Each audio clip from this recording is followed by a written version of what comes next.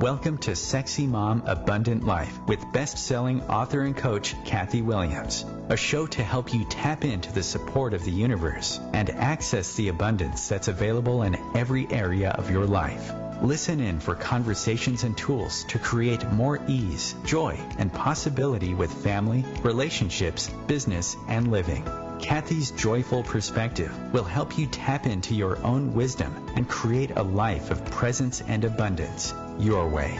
Listen live on Thursdays at 5 p.m. Eastern, 2 p.m. Pacific, or anytime on iTunes or at OMFM.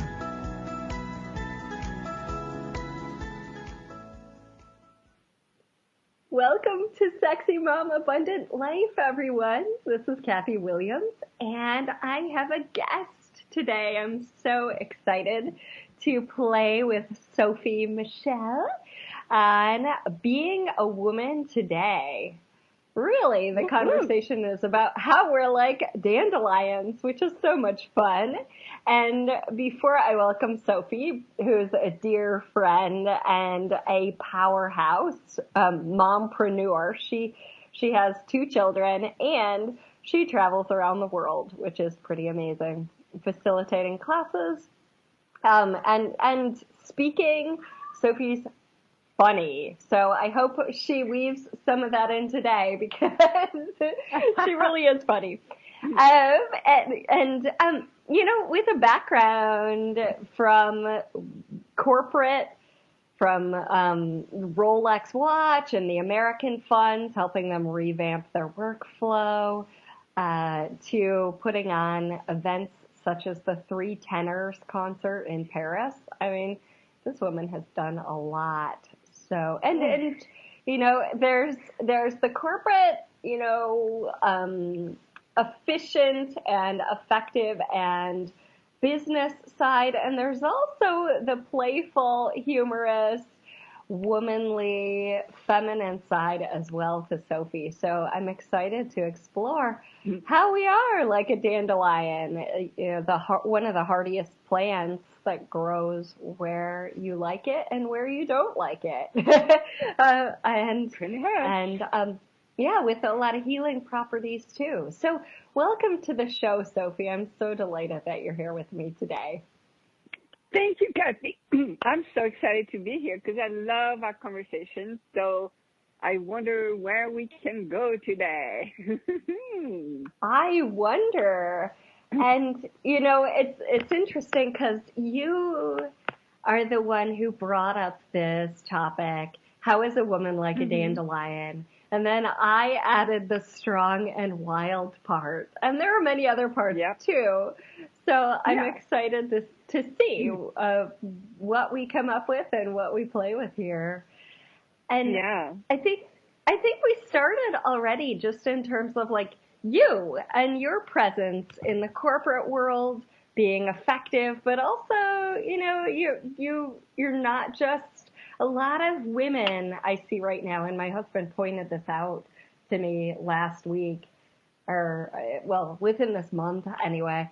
He said, Kathy, sometimes I see you trying to do business like a man.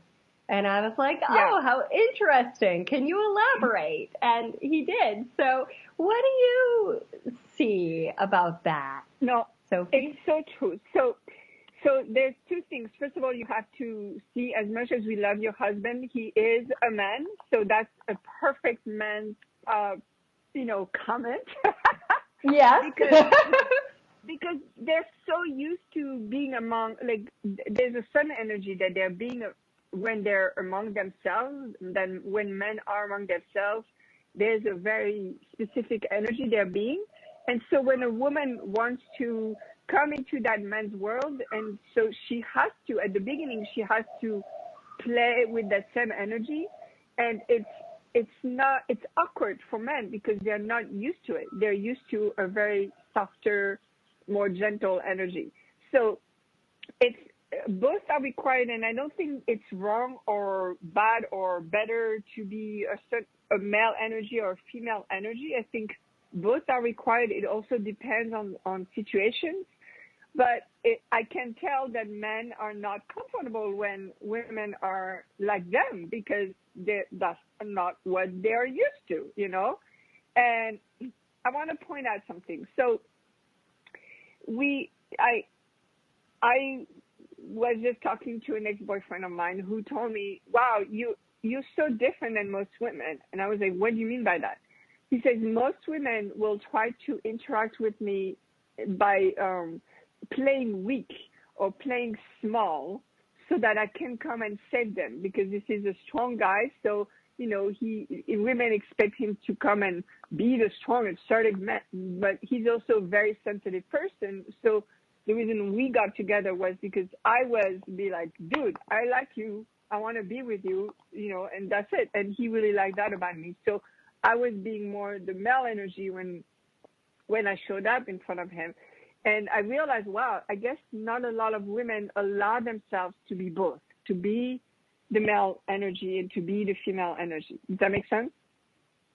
Definitely. And, you know, all of us have all of it, whether, you know, we're in a male body and we're more masculine or more feminine and in different situations as well, right? Yeah. Or vice versa in a female body with more masculine approach either to business or to sex itself or to even parenting. You know, I think we can definitely see examples of parents who the man is more soft and nurturing in his approach and the woman is she plays a little bit more hardball. So yeah. Absolutely. Okay, so I would love to give a challenge to women out there who are listening to this and to men too, if you're listening to this, which is to be everything. And I love the image of the dandelion because the dandelion is one of those rare plants that you can use each part of it, whether it's the seed, the stem, the leaves, or the flowers.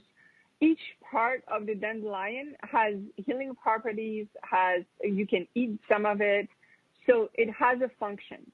And I think that's the case for people in general, each part of us.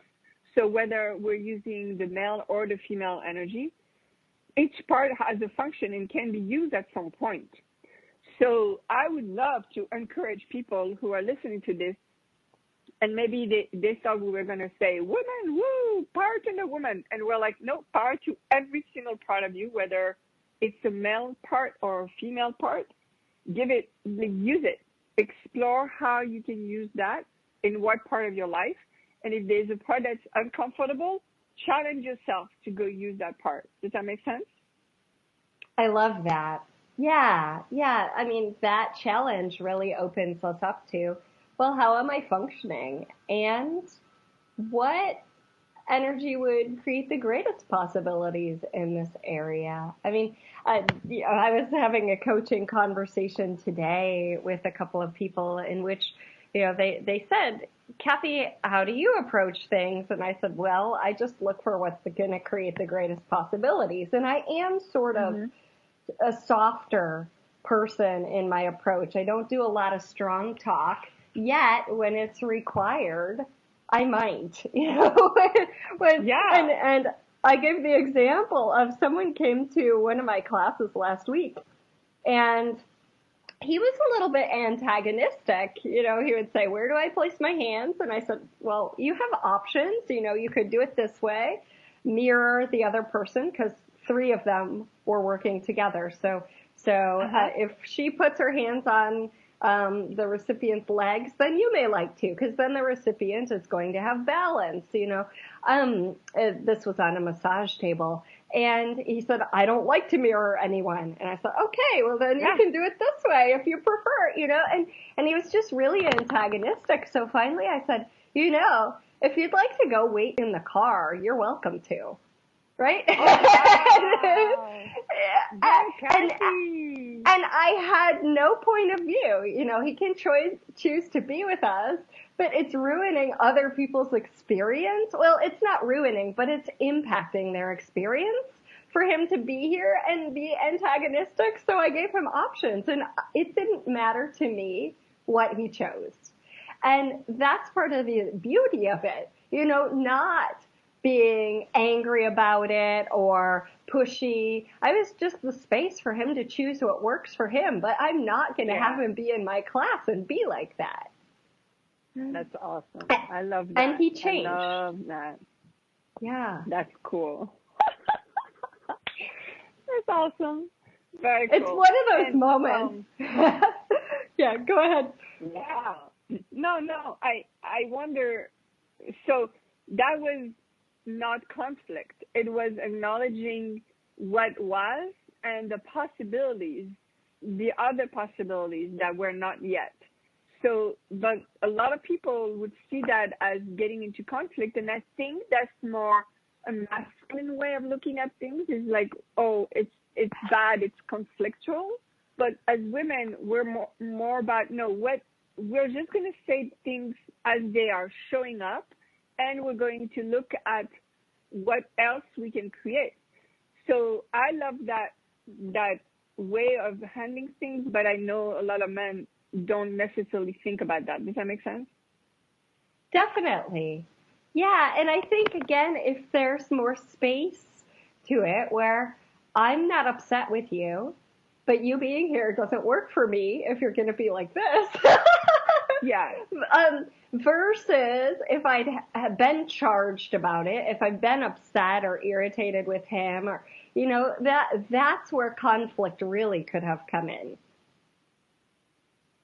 Because people can sense the space when you're spacious about it, right? Well, choose what works for you, dude. Go in the car or be up here. I don't care either way. Just choose. It's so different from like, hey, you want to go in the car? Because you're not working for us. It's different. I would probably have said something like, I'm sorry, you paid this amount of money to be in class, so I thought you wanted me to teach you. I would have said something like that. I love that too, I'm always open to hearing other ways. Yeah. Well, oh my Lord. Returning to this dandelion image, being able to use all of the qualities. I mean, the other aspect to dandelion, that is so useful. And then the other aspect is a lot of people don't like its presence, right? When it's there, so not everyone loves it. Right. So I have dandelions in my front lawn right now, and excuse me. And I realized, so I'm supposed to remove those because they don't match the rest of the lawn, right? Yeah. So it's definitely like a dandelion is something that is useful and it's going to be there regardless whether you want it or not, but it's not necessarily going to look like it belongs there. And I think this is what one thing is as a woman, we have a tendency of being like, this is how I am, this is who I am, and I'm not going to wear a suit or change because you want me to, or if we do, we're going to resent you for it.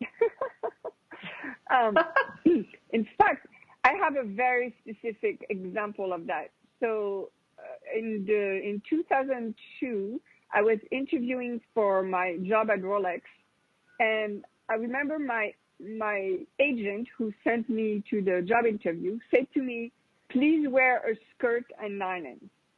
And this was the middle of summer. So I was like, why in the world would I wear nylons to go to an interview? And he said, because that's what's expected of women, right? So if you know me, you know that if you expect something from me, I'm probably going to do the opposite. And therefore, I went in pants, in a pantsuit. And the head of HR, who was there during the interview, said she loved that about me because she knew that I had a backbone, basically. I had a personality, and I was not going to just be like every other woman in the office, which she needed somebody who had a strong personality. And so it was fascinating to me how, a lot of people will try to make you fit in a box or in what they have defined is the right proper way. And then if you be you completely, and I could very well have gone with a skirt and nylons if I had thought it would create more for me, but it didn't. So Right. so if you feel like it's going to create more, you can completely blend yourself, but you choose anyway. And I see that of dandelions too sometimes, because sometimes I won't see the dandelions until the little yellow flower is out. Like it will look like it's part of the grass, and then suddenly, boom, this little yellow flower is out, right? So Well, that's the beauty of it. It was we can choose to blend in, or we can choose not to blend in. yeah, and I love that too, because you weren't doing it from a place of being antagonistic. It was really more or less like, what's going to create greater here? Yeah. Well, at Because the time I was young, so I may have been antagonistic, but it did create more. Oh, okay. Yeah. So it did. And maybe you got lucky that way, or maybe you knew something there. But the point is, I knew something. right? Yeah. And the point is to not choose because it's against what everyone else is choosing or tells you to do. But it's really being in the question of what is going to create more here, and choosing that. And thankfully, your choice did that.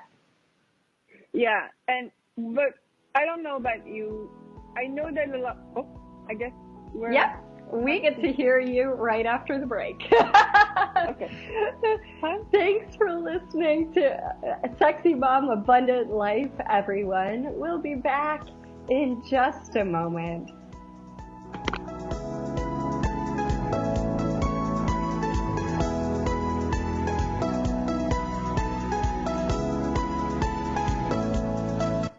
Feed your soul with waves of consciousness on OMTimes Radio. OMTimes Magazine is one of the leading online content providers of positivity, wellness, and personal empowerment. A philanthropic organization, their net proceeds are funneled to support worldwide charity initiatives via Humanity Healing International. Through their commitment to creating community and providing conscious content, they aspire to uplift humanity on a global scale. OMTimes, co-creating a more conscious lifestyle. Grab a cup of tea or a glass of wine and tune in for Inspired Conversations with publisher Linda Joy on Tuesdays at 2 p.m. Eastern. Linda creates sacred space for leading female luminaries, empowering authors, heart-centered female entrepreneurs, coaches, and healers. A soulful venue where guests openly share the fears and obstacles they've overcome, wisdom and lessons learned, and the personal journey that led them to the transformational work they do in the world. Inspired Conversations to empower you on your path to authentic, soulful living.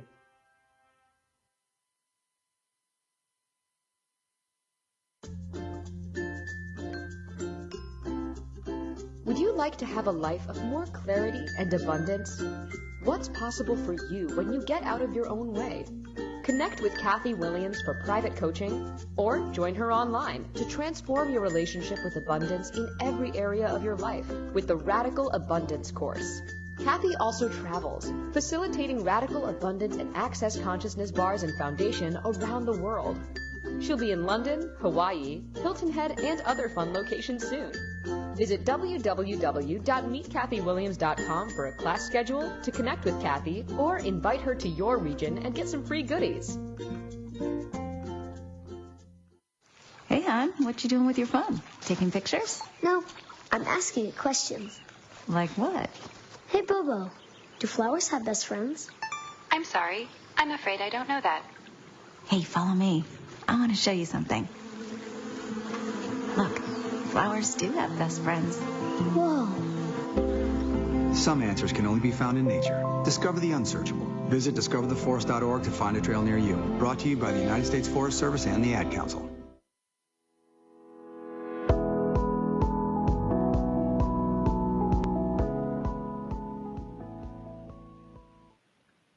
Welcome back to Sexy Mom, Abundant Life, everyone.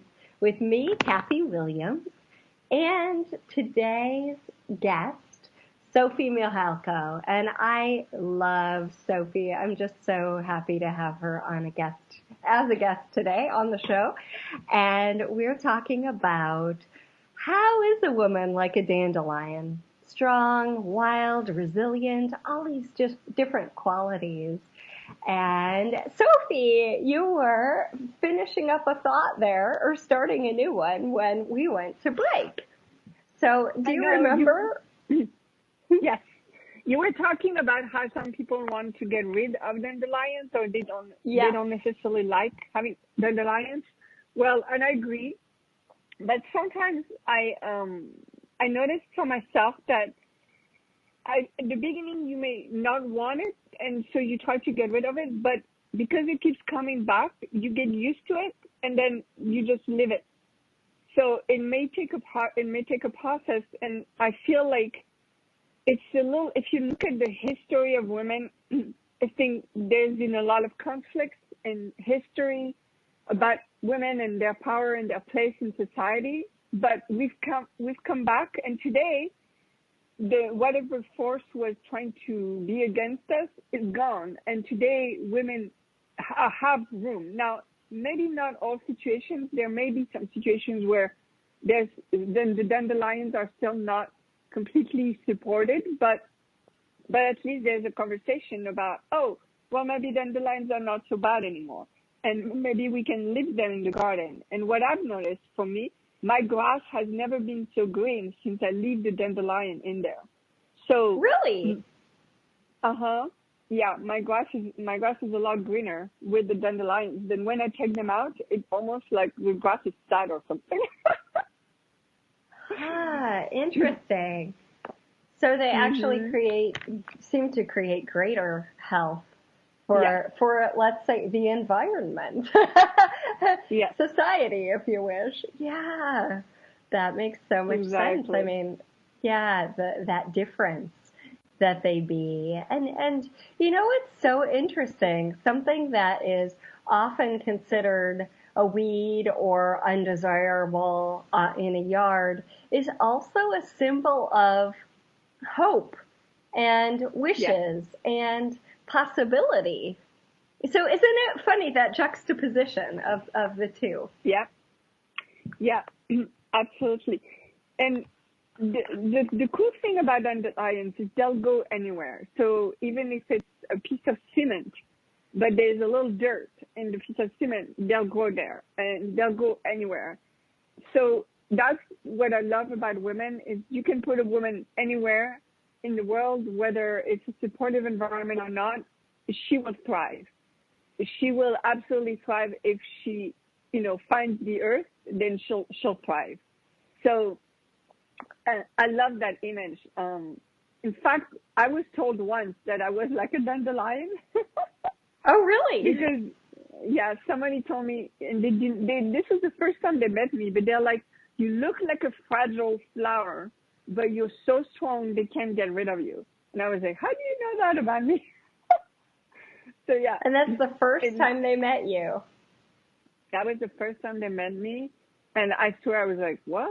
I felt like it was almost like a prophetic word or something, that they came and said that to me. But it definitely gave me reassurance that being who I was fine and okay. Like, I didn't need to be weaker. I could continue to be stronger because people saw that, and it allowed me to continue to be and create and do and live. So this was very. I mean, I was not supposed to live when I was born. I was too weak, supposedly. They told my grandfather I was going to die in the first month of my birth, and my grandfather said, nope, I don't think so. And so it's interesting, that idea of resilience that women have, of like, oh, we're here. Yeah, we're going to be here for a while. Don't worry about us. We'll be here. Like, you can try to take us out, but we'll be here. You can't really do without us. It's true.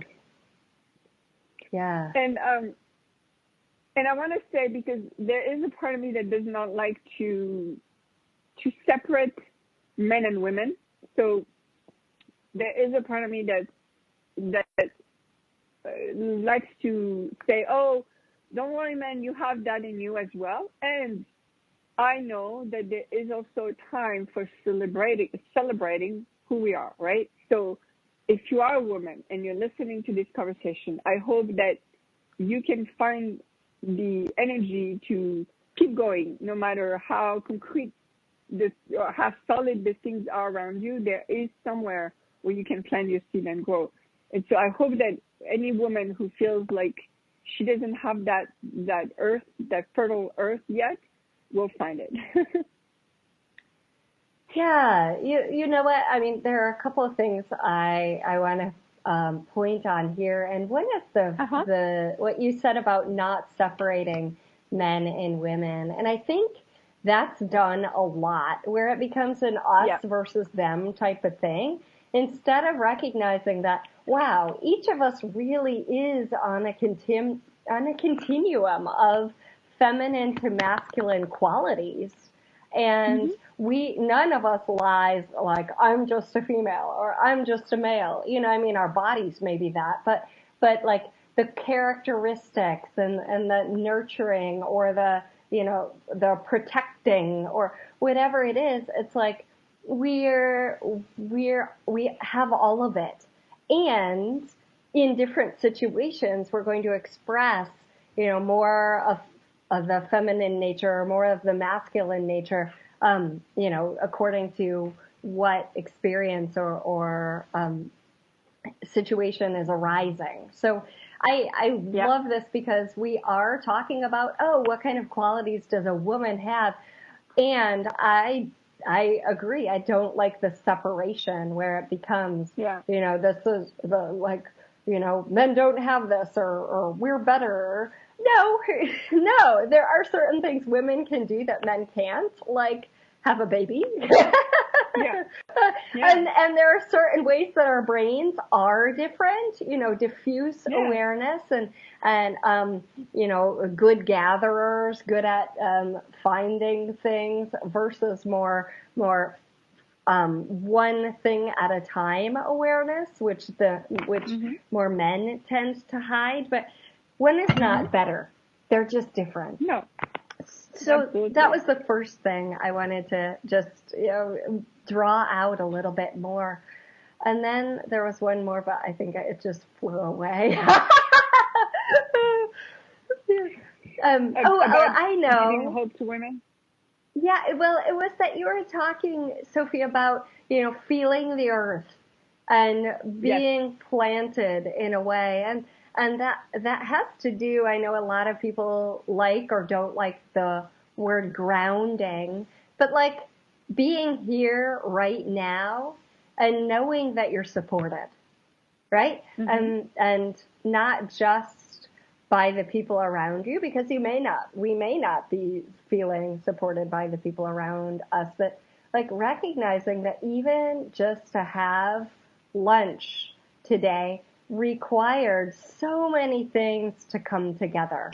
You know, I mean, so many forces that we never even think of, like if you have a sandwich, right? Someone grew the grain that's part of that bread, and not only that, but someone created the vehicle, like lots of people created the vehicle that harvested the grain, and then someone put tires on the vehicle that brought the grain to, you know, be processed, and like all these different things. Or for a tomato, that one tomato seed had to grow and be nurtured and all of it, you know, and then whether you bought it at a store or a farmer's market, you know, hundreds of people were involved in getting you your meal, your last meal so far, whatever it was. And so we don't even think of that. We just, you know, open the refrigerator and get the pieces out and create the sandwich. But we don't look at like all the things, all the many, many ways we're supported beyond, you know, where our conscious mind takes us. I agree. Okay. So I want to share something with you because being a woman for me, when you were talking about like your husband saying, oh, you try to do business like a man instead of like a woman, and I want to also say, being a woman in a man's world also has its advantages. So when I was in production, I often only worked with men. So I had a lot of men around me, and I would easily find myself in meetings with just men. And what I noticed is I never tried to be like a man. So I would let them feel like they were in charge and, and talk to me like I didn't know anything. Not that all men do that, but these men did. I would let them do that, right? Do that. But what happened in exchange is they treated me with such kindness, and they treated me like they had to protect me. They had to take care of me. They had to go get my lunch and make sure I was getting to my hotel safe and all of that. So it really, because I allowed them to have that role of man, and I was a woman and they were a man, and I gave them the chance to do that, it created so much for me and for them. So that's something that I want to mention is, as a woman, we are afraid. We are afraid of how men can take advantage of us, or how they don't see us as their equal. But if we truly own and embody being a woman, oh my gosh, men get to show up as men, and what gets created is amazing and beautiful. So I love that you brought this piece throw that in. out there. Yes, thank you. And for me, Alison Armstrong's work has been a huge gift in that regard. She has some books. Gosh, I think one is called The Queen's Code. But she really has studied men and women for over a decade, I think 2 now, although I'm not sure exactly. And weaving some of that in where it's like, oh, you look strong. Would you lift this bag for me? Yeah. It's amazing. It really actually helps me get what I would like and helps them feel appreciated and recognized and all of this. And honestly, I was one of these people who was like, oh no, I can do it. No problem. I don't need your help, Yeah. And her work helped shift my perspective, and that has created so much for me. It's really fun and beautiful. Yeah. I agree. Yeah. I agree, man. I love being a woman. And, recently I hurt my knee. So I had to walk really slowly, and I traveled with my knee hurt. So I had a cane and everything. And at the airport, it was amazing how men were, oh, can I get you anything? Can I take care of you? Can I lift this for you? It was just phenomenal. Like, absolutely phenomenal. And not that we would not do the same for a man, but it's really nice to know that when I allow myself to be me, then it's also allowing other people to be them. So when you allow yourself to be a woman, you're giving a chance to a man to be a man, and vice versa. It's a beautiful thing, and it doesn't even need to be spoken or acknowledged. It just is. And I love that. Well, and you gave someone the opportunity or possibility of giving to you, of helping you. And that's not only, good for the person giving and receiving, but actually there have been studies done in which, when people observe that kind of gifting and receiving behavior, their neurons, their brains change as well. So it's like the serotonin bath. Yeah. Absolutely. So one of the things, I wanted to bring this in because you wrote it in the description, and you said it's something about acknowledging all of our parts, even the ones we made secret. Yeah. So would you talk a little bit about that, and maybe during the break, which will come in a few minutes, maybe people can start to explore that. What have I made secret? Yeah, I know that I'm somebody who loves to love. So I love to love. And I made that wrong for a long time because I thought that meant that, okay, so I love to love looked like unrequited love for a long time for me. So it looked like somebody didn't love me back. I didn't realize that they did. They just showed it very differently than I did. But the secret part is that I thought it was codependency. So I was trying to hide how much I love to love until, very recently where I was like, wow, this is me. And the love that I give to people, actually, even if they don't reciprocate it in any way, shape, or form, it gives so much. Like, it gives so much to me because I get to express myself. It gives so much to them because they get to receive love. And it's beautiful. And there's no need on the other side. So that was, I don't know why I made it so secret for so long, but it was like a big aha moment for my life, was to be, oh, wait a second. I love to love, deal with it. And I tell I love you to a lot of people now because I do. That's so so love sweet. To see. What's your secret? What's your secret, Kathy? Oh my gosh.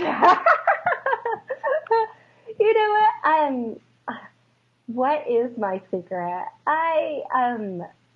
Gosh, you know what? I mean, it's so funny how we hide things from ourselves, really. Mm-hmm. I didn't realize how good I am with money and with creating. I mean, I didn't realize that wasn't everyone's reality, right? Until I started teaching a lot on the topic, and then I was like, whoa, that's really your reality?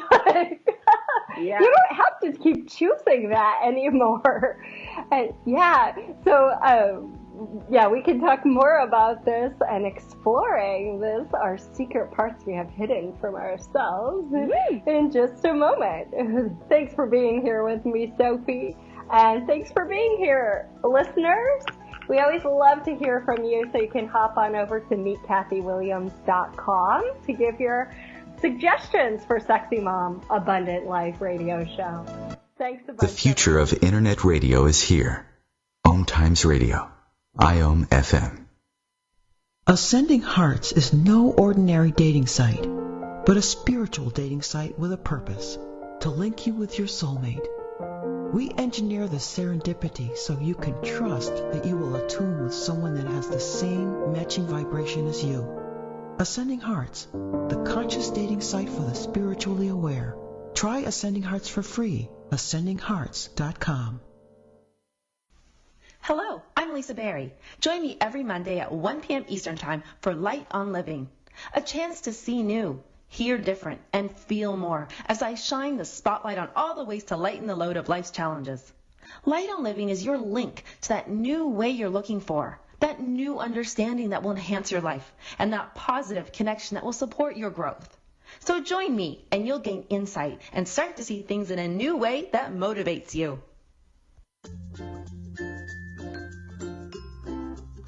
Would you like to have a life of more clarity and abundance? What's possible for you when you get out of your own way? Connect with Kathy Williams for private coaching, or join her online to transform your relationship with abundance in every area of your life with the Radical Abundance course. Kathy also travels, facilitating radical abundance and access consciousness bars and foundation around the world. She'll be in London, Hawaii, Hilton Head, and other fun locations soon.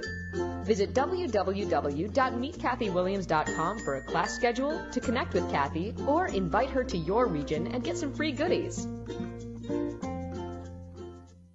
Hi, we're the Goo Goo Dolls. We're fortunate that our daughters have what they need to grow and learn. But that isn't the case for nearly 13 million kids in the U.S. that struggle with hunger. Childhood hunger is a heartbreaking reality that Feeding America is working to change. Each year, the Feeding America network of food banks rescues billions of pounds of good food that would have gone to waste and provides it to families and children in need. You can help kids in need in your community by visiting feedingamerica.org. Brought to you by Feeding America and the Ad Council.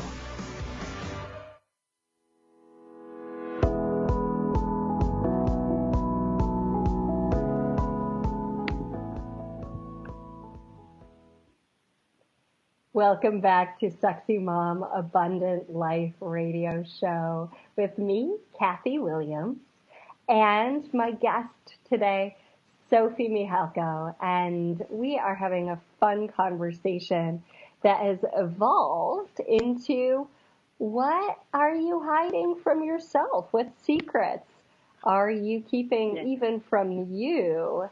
And you know, as we were on break, Sophie, I was thinking about that in terms of qualities, or in terms of acknowledging us and the things about us, the qualities about us that maybe others see that we don't see.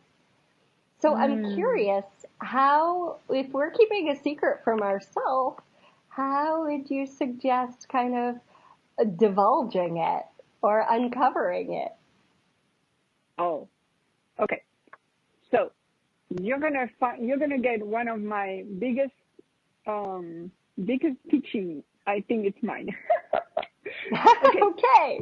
Everything that we want in life, Kathy, everything that we want in life, we already have or are.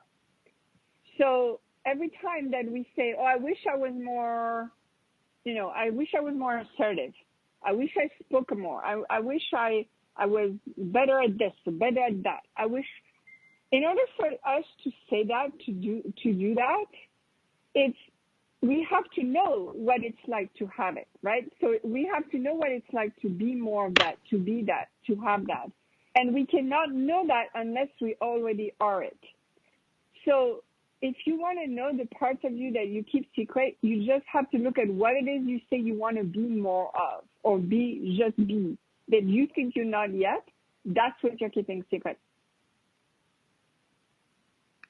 I love that. I love that because, I mean, first off, we were having a conversation one day and you helped me see that.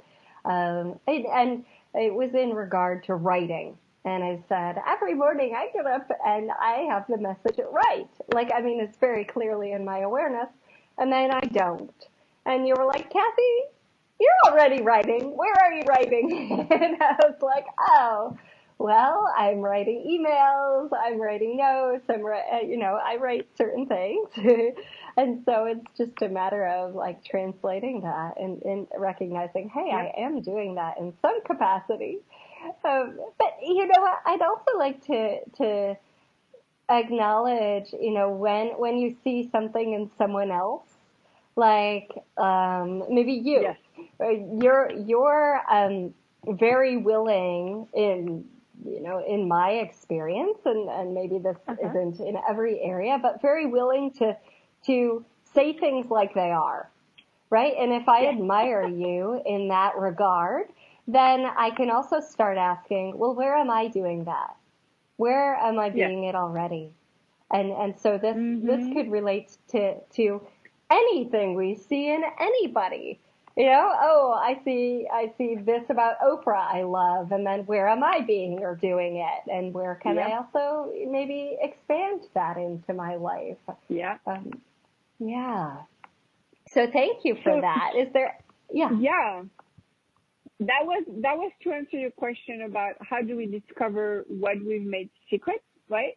So it's to really look at what it is we think we're missing. That's what we've made secret.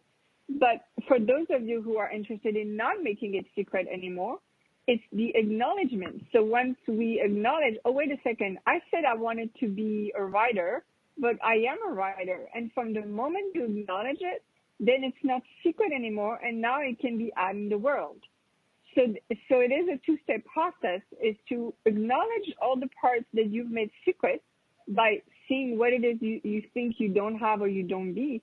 And then once you have find that out, go ahead and acknowledge that you already are that. And then you'll have it. It's so simple, but it's not necessarily easy because it really requires that you be honest with yourself. You are already everything that you want. Oops. Sorry. Yeah. And where are you being that already?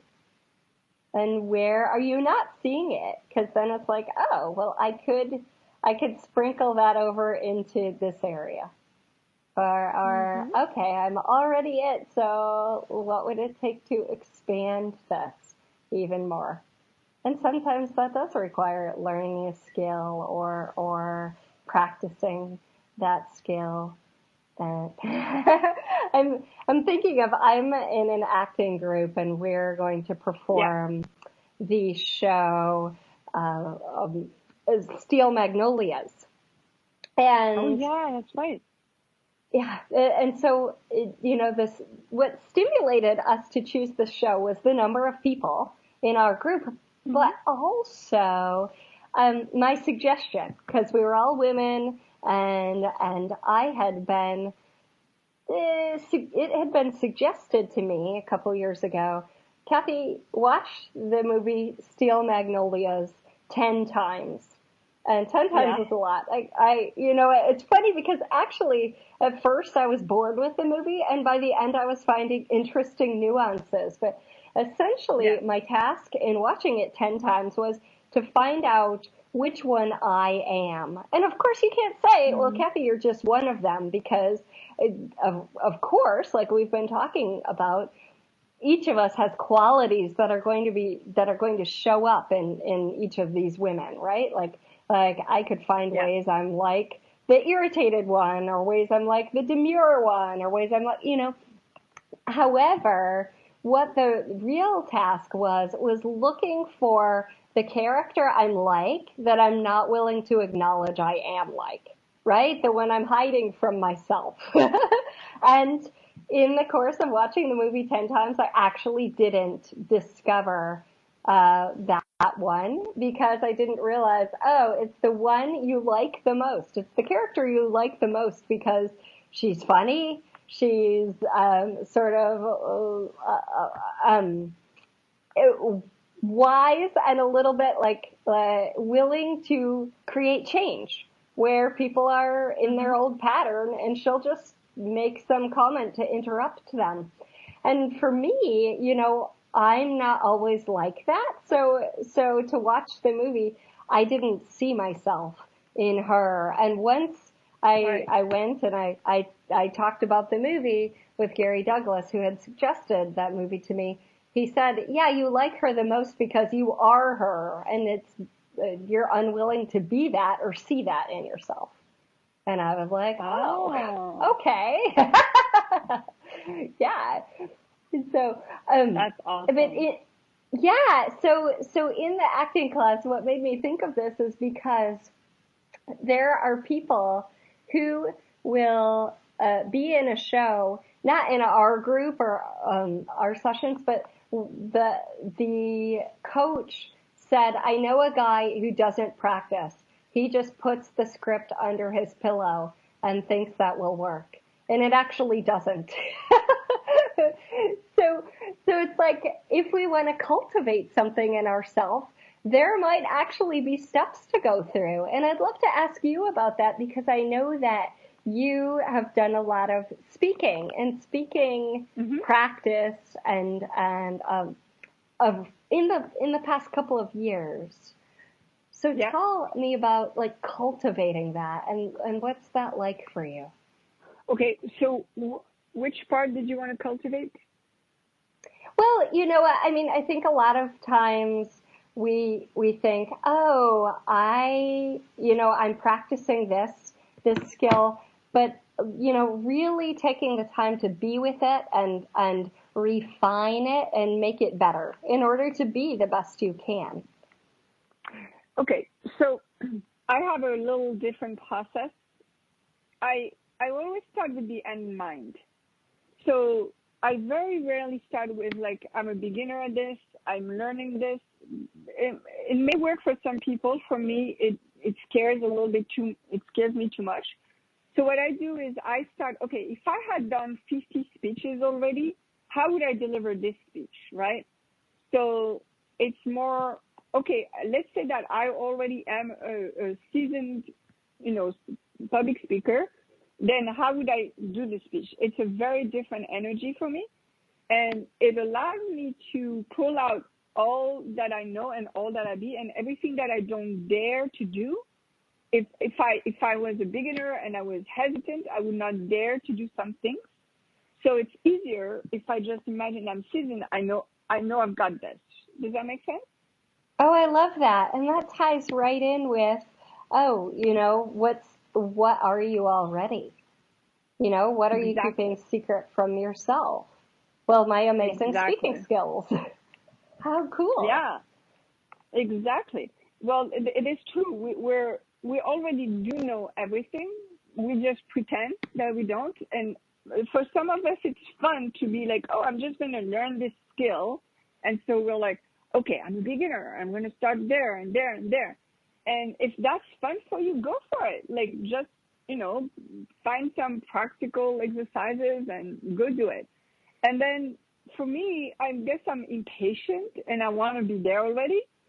And I love knowing that I already know something, that I'm good at something. So I much prefer be like, okay, so and I do this in my home. Like, I don't necessarily go out and tell people I've been, a public speaker for 20 years. I don't tell them that, but in my home, when I'm practicing and I'm rehearsing and all of that, then I'll be like, okay, I'm better than Tony Robbins. Tony Robbins and I, we've been on stages. We know each other. No big deal. I can do this, right? And then boom, I start. Now that's a very different energy.